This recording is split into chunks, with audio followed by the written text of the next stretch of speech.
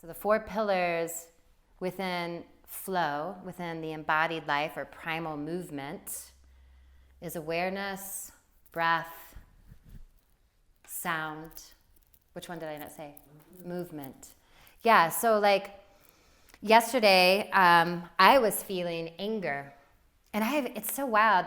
A lot of energy this week, by the way. I don't know if anybody else is, there's always energy, but a lot of breakdowns this week, by the way. I comforted 2 people just like spilling their guts to me, crying and sobbing. And I'm like, of course, because tonight I'm teaching the Embodied series. So yesterday I was feeling a lot of fire and frustration and anger. And sometimes we can even feel guilty feeling that. Oh, I shouldn't be mad. I'm a gentle soul. I'm a yoga teacher. I have a space called Jala Blue. I shouldn't show that side of myself. I'm so tired of that. So it's like the invitation to really feel what you're feeling, but within healthy boundaries. It's not like I'm going to go out and rage in a negative way, right? But I'm going to give myself permission to feel that anger. I'm going to give myself permission to move the way I want to move. I'm going to give myself permission to scream if I want to scream. Does that make sense to you guys? I know you guys know all this, but this is just nonstop reminders for us because a lot of us are still moving through our mundane lives, checking off the list, doing what we do in a very robotic way. I'm not saying all of you do this, but we're all human and we do it. So how do we start to drop in even in our mundane aspects of life? We can even get caught up in, okay, I'm kind of tired of BV. I need to get out of BV. Right? I need to get out of Salida. I need to get out of this small town. I'm going to move. That was an announcement. Yeah. But then really, the invitation is to drop inside and really feel this. Because if you're bored or you feel stagnant, nobody else is making you feel this way. BV's not making you feel this way. Perhaps you're just doing the same thing day after day, So it's an opportunity to drop in and just feel. So then most of you have heard the 5 bodies. We have the physical body, which obviously is the bones, the muscles, the skin, the blood. And the physical body is the portal to feel the mental body, and the mental are the thoughts, the ideas, and the concepts. And I keep saying this to you guys because I think it's really profound. It's not like you haven't thought about it before, but every thought you have has an emotion, a feeling. Every thought. Give that a go one day, then your mind's really going to be like all over the place. It's like a game. Yeah. And then emotions are just a label. So like, I was frustrated yesterday. Maybe I was a little angry, more frustration.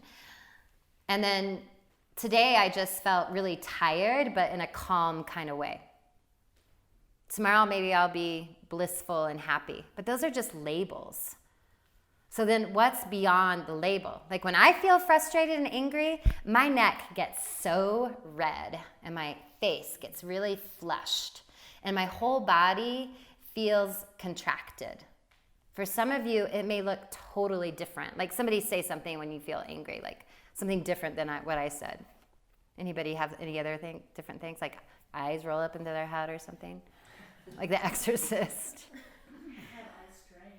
Eye strain. Yeah. I get this line like right here, and I'm like, oh, when I see it in the mirror, I'm like, crap. Yeah. Your angry line. Face reader. I'm a face reader now. Yeah, so different. And then your energetic body, some of you have heard of the chakras, so the portals in your body, meridians. Could go on and on, but it's the energy moving that you can't always see. Some of you came to my Sweet Surrender last class and I talked about Akasha, and Akasha is energy that you can't always see, but it's there. Without it, we would die. Really, love. It's like we can see love to a certain extent, but when we're really feeling it inside, that deep-rooted emotion, even just talking about it, I get this feeling right here, and it goes straight to my belly. For some of you, it may be, somewhere different. when you really love somebody so deeply, and you've seen them in their all, and they see you. So that's that energetic. And then we have the divine body, and that's a higher consciousness. So the divine body is when, I always imagine this, like you're this hawk, or maybe you're an eagle or any other kind of bird, and you're kind of just flying above your life, and you're witnessing it, you're observing it, but you're not grabbing onto it. It's like the wave of grace, the higher consciousness, the divine body. When source is moving through you, whatever source is for you, whatever language feels comfortable, spirit moving through you. When intuition rises up. So one, and we'll go over this and over this and over this in different ways and different practices, but even dropping in every day is so huge. And I'll be sending you guys something in an email between this session and next session, but I call it the drop-in practice. And it's an invitation just to check on yourself. And I would highly suggest in the morning, but it doesn't really matter. You can check in on yourself middle of the day, end of night, but if you're gonna do it once, just maybe pick a time that you can kind of just keep it going, you know, and just kind of feel where you're at energetically, emotionally, physically. You know, it could be as simple as, you know what, my back really hurts today. And so my emotion is this. Or maybe it's a thought. I can't stop thinking about this. And then we go beyond the thought. It's not easy. It's actually, you know, it's a practice. You have to keep practicing. It's a skill. And I already told you the 4 pillars of embodiment. And the invitation of this practice, too, is to let your body lead. So we live in our head a lot. The invitation of an embodied life is not to live so much in our head, but to have communion with our heart. I love that, to have communion with your heart. So there's some positive aspects of bringing this into your life. Connection with the flow of who you are. Ability to access trust, safety, love, and your divine gifts. Ability to navigate life and making decisions with ease. An expanded capacity to feel and prioritize pleasure. So even in your to-do list, you can bring in pleasure. To align with your truth, magnetize what you desire, moving the frozen into the flow.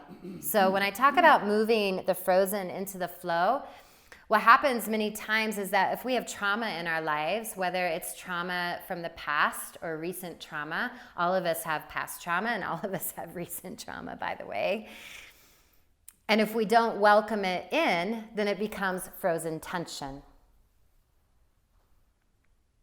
Which is fine to a certain extent. But it always comes around full circle. I think most of you know this. At some point, especially if it's a big one, at some point you're going to have to welcome it in. And once we welcome it in with a little bit of fire when we're ready to go there, that means we trust the fire. We also welcome in the tenderness, the air. And again, that's the catalyst of change, the catalyst of transformation. Many times we don't speak our truth, and this is part of the frozen tension, because we're scared we're going to hurt our friend or our family, or society has told us to be one way or another.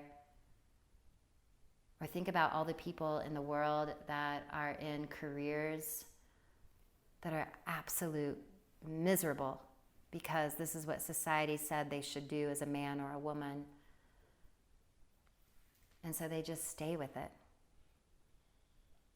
And so all this frozen tension becomes built up, or stress, and then it just freezes in the body. So how do we move that back into the flow? Well, we have to welcome it in, and this is part of the embodied life.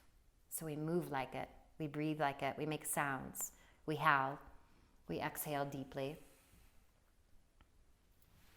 We're in a relationship that perhaps is not for our highest, but we stay in it. So devotion and discipline, this is just an invitation to practice devotion to the self, devotion to sensation, devotion to essence, devotion to life, devotion to others, devotion to pleasure, devotion to pain, devotion to that you have to be grateful to everything you're grateful for. So it's starting just to tap into all these different layers of your life. And then I already went over pretty much the armor, the numbness, the fire, the tender, and the truth. We'll get more into this as we move into practices. And then the invitation is that feminine energy and masculine energy, so that dynamic and finding that balance between feminine and masculine energy. Does that make sense to you guys? Mm-hmm. Yeah.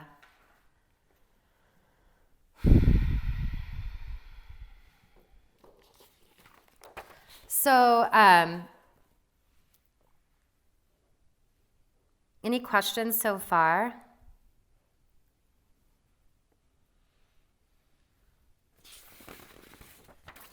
Are you guys awake? Mm-hmm.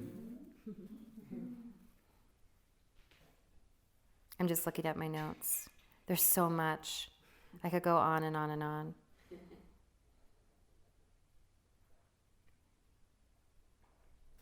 So,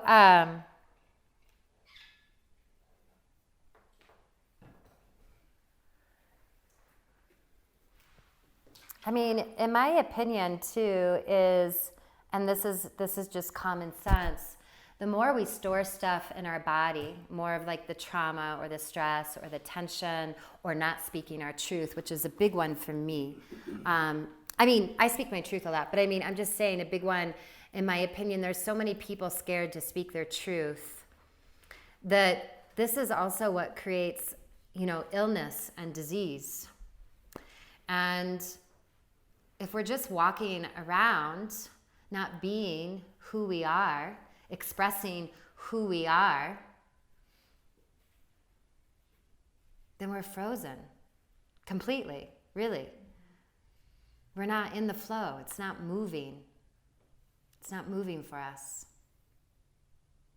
And yet when we decide to speak our truth, I don't know about you guys, but I feel this liberation within my body, this sweetness, this grace move through me. The more I do it, the better I feel. The more I live for my absolute truth. Shavo Ham. Oh God, the camera's still on. I don't think I'm smiling. Hi, everybody. I'm being so serious. Yeah, speaking the truth, yeah. So what we're going to do next